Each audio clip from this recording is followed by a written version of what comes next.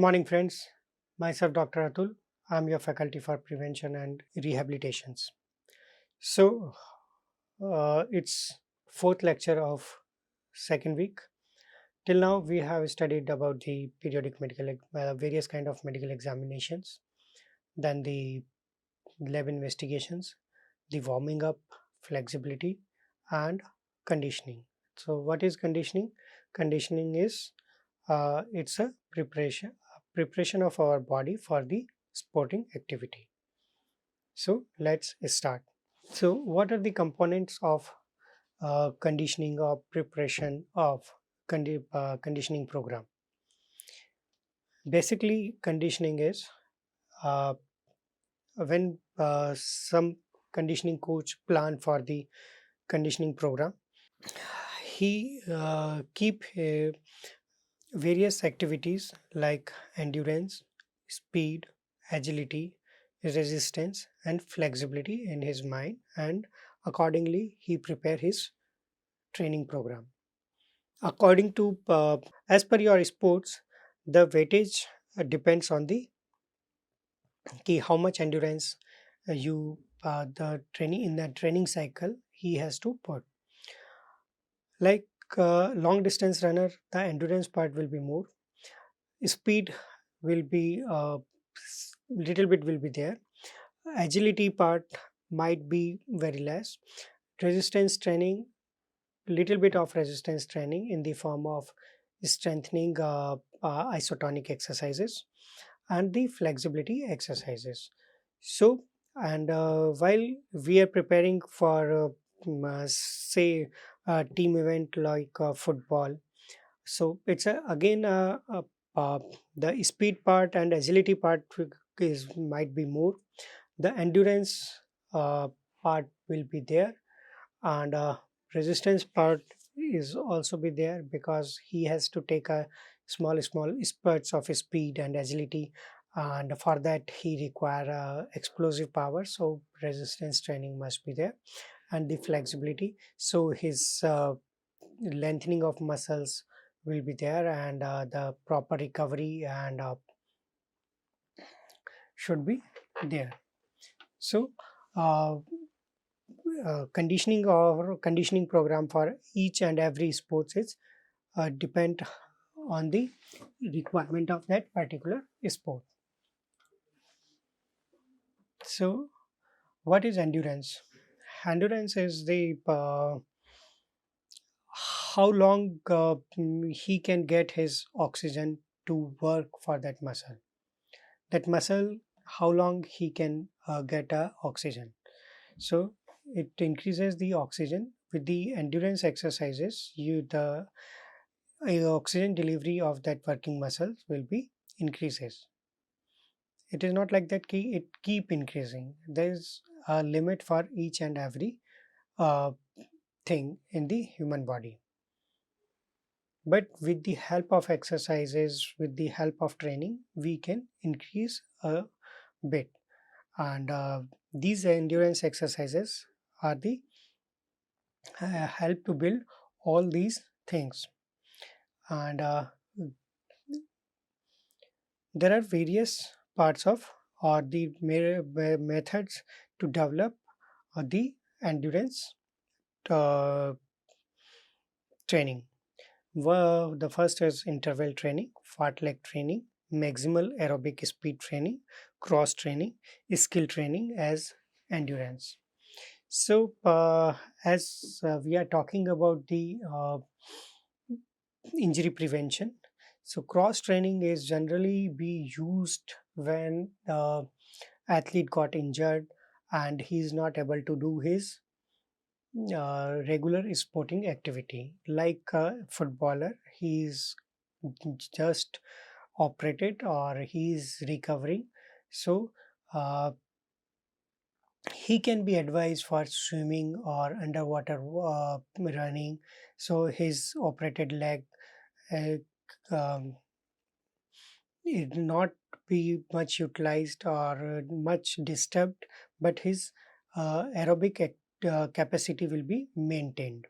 So cross training means ki, like he's not doing running, but he's doing his uh, running.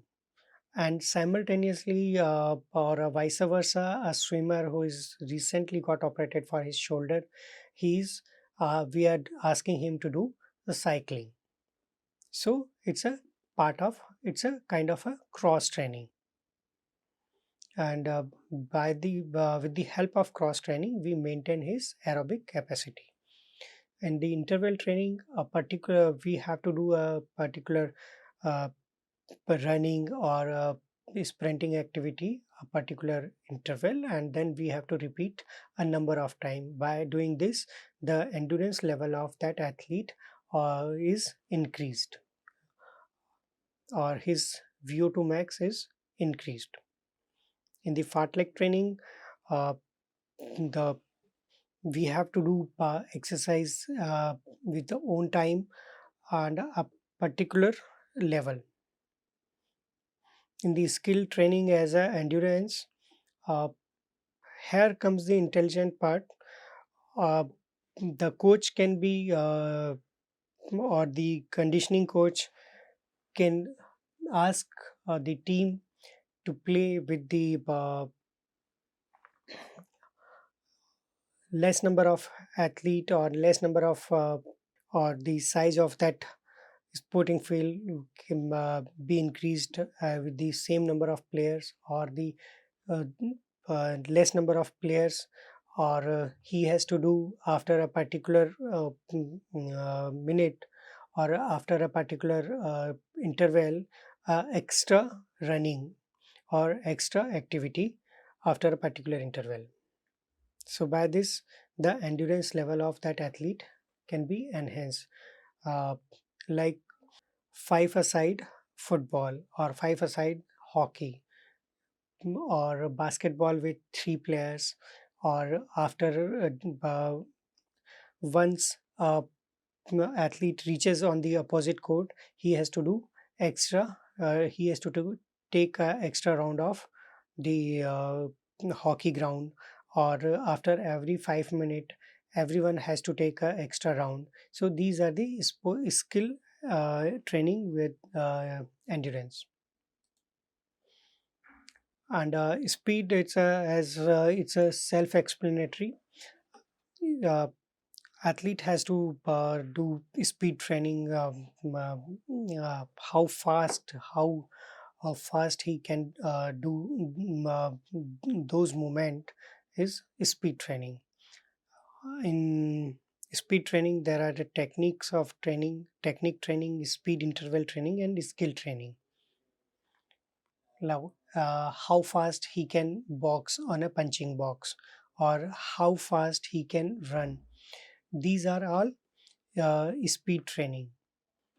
Agility is ability to alter direction to achieve a specific goal, like hockey, football, or these games, badminton, or say boxing, requires a lot of agility. Uh, and so agility is a uh, major part of their conditioning program. Agility, speed, and is their major part, because in boxing you never know from which side a punch will come, or you have to uh, throw a punch to the opponent, or if you are not very agile, you can't progress to the opposite side with your hockey stick, or you can carry the football to the opponent's side, or you can't do goal. For this, there are various agility drills, techniques, skill training as agility that will be covered under the your strength and conditioning part of your sessions. Resistance training. Resistance training means any kind of weight training or muscular activity uh, comes under resistance training. They are uh, three types mainly: isometric, isotonic and isokinetic. Isometric means the length of that muscle uh, is not going to change. It's a isometric muscle strengthening. Example, when we try to lift a very heavy object, your biceps got contracted, but the length remains same. uh, you try to lift, but that very heavy object doesn't move, and but your muscles got completely tighten up. It's a kind of isometric exercises. The isotonic exercise, you do dumbbell bar curl, is a kind of isotonic exercises. And isokinetic exercises, your the speed of at that range joint remains same throughout the motion, and these exercises can be conducted in a specialized machines. As per the mm, classifications of the exercises, they are again of two types: open chain and closed chain. They might be open chain isometric exercises, open chain isotonic exercises.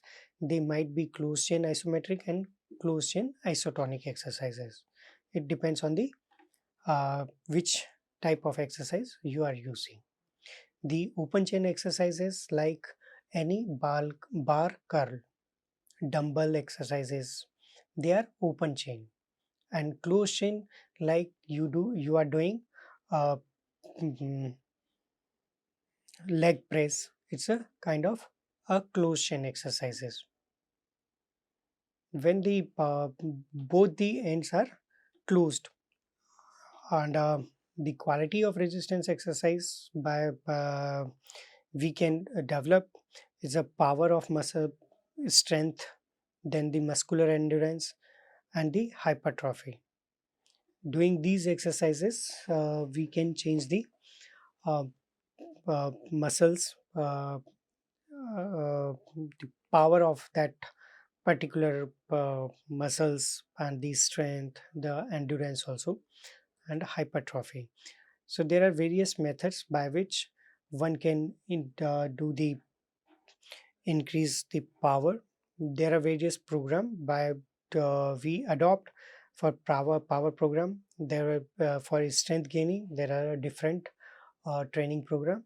To achieve the muscular endurance and the hypertrophy, there are different type of uh, resistance training exercises. Flexibility we have already discussed, and warming up sessions.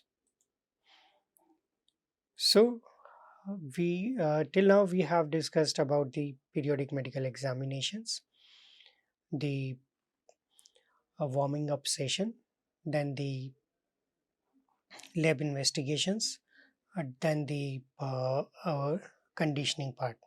So in the next session or next week, we will discuss about the next topic.